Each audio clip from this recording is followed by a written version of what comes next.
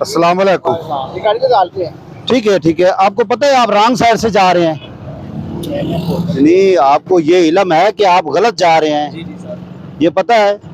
इसका मकसद है आप जानबूझ के जा रहे हैं। फिर जब देखो एक बंदे को इल्म है कि मैं गलत जा रहा हूँ, गाड़ी ड्राइव आप कर रहे हैं, आपके पास लाइसेंस है, दिखाएं अपना। गाड़ी तो लगा ली सर। ना इधर इधर दिखाएं मुझे, हाँ सर। लाइसेंस तो दिखाएं ना। जब एक बंदे को इस चीज का इल्म है कि मैं गलत जा रहा हूँ, फिर भी वो गाड़ी लेके जा रहे हैं, आपको पता है आगे से गाड़ी कोई हिट हो जाए, बस हिट हो जाए तो क्या करेंगे? थोड़ा सा आगे जाके यू टर्न है।